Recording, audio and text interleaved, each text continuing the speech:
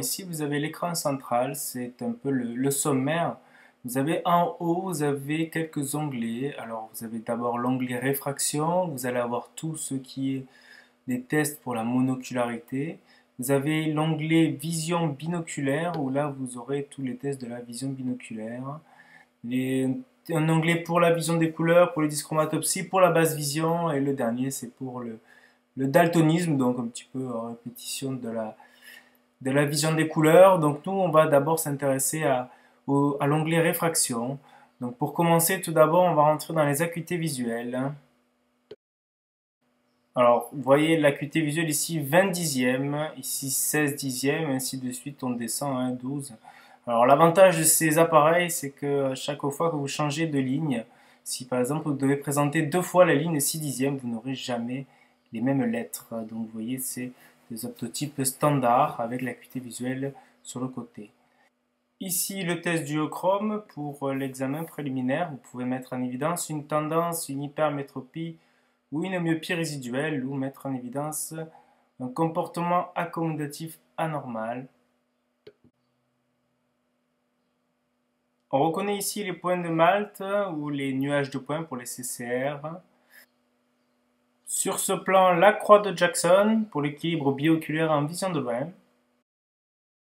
Ici, le cadran de parent en vision de loin pour l'examen préliminaire pour mettre en évidence un astigmatisme résiduel et estimer l'axe du cylindre négatif compensateur. Le test des mires carrés chevrons avec les chevrons au centre et les deux carrés en bas.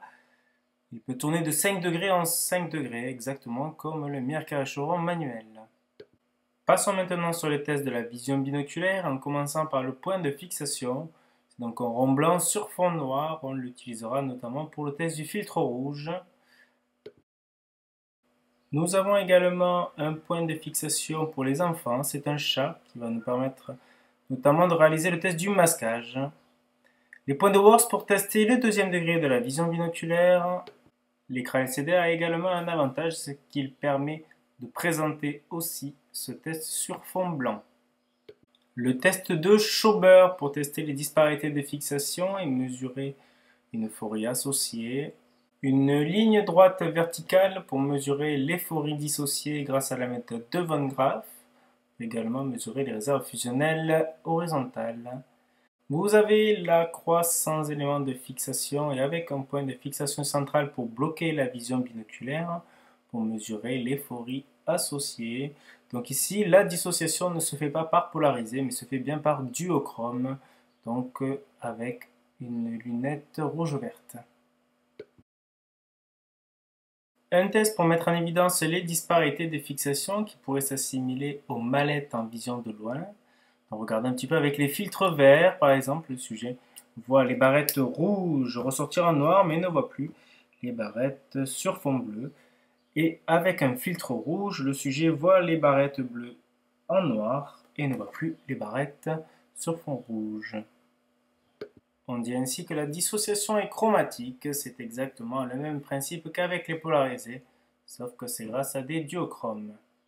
Il en existe un deuxième juste en dessous avec les OXO, exactement comme le mallette de vision de loin.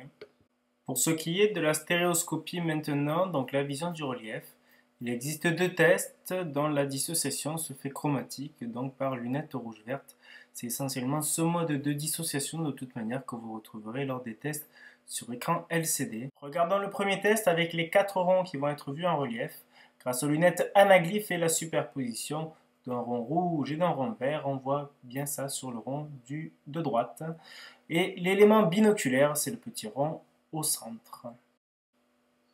Pour ce qui est du deuxième test avec la statue, on voit bien la superposition d'une image rouge et d'une image bleue qui va créer donc la stéréoscopie. En cas d'anisoacuité, pour mettre en évidence une aniséiconie, nous voyons ici les demi-carrés polarisés avec l'élément fusionnel, le rond noir au centre. Donc voilà un petit peu ce que voit le sujet avec les lunettes anaglyphes, c'est toujours le même principe de dissociateur. Si l'on suspecte une amblyopie et que l'on veut mettre en évidence la suppression corticale d'un des deux yeux, on a ce test de suppression avec les lunettes anaglyphes. Ce sont des lignes d'optotype qui doivent être lues entièrement. Sachant que l'œil qui porte le filtre rouge ne voit que les optotypes bleus et l'œil qui porte le filtre vert ne voit que les optotypes rouges et que les optotypes noirs sont vus par les deux yeux. Si la suppression d'un des deux yeux, le sujet vous lira au final un texte à trous. Si vous voulez mettre en évidence un daltonisme ou une dyschromatopsie, vous avez le fameux test de Ishihara qui présente des ronds de couleurs différentes avec au milieu des chiffres ou des nombres. Pour vos clients qui souhaitent une explication simpliste, vous avez l'explication rapide de la myopie, de l'astigmatisme, de l'hypermétropie, relativement bien schématisée. Et enfin, pour terminer, sur une évaluation plus précise d'un type de dyschromatopsie, vous avez 4 tableaux sur fond de couleurs différentes. Ils vous permettront ainsi de faire la différence entre une tritanopie, une deutéranopie ou une protanopie.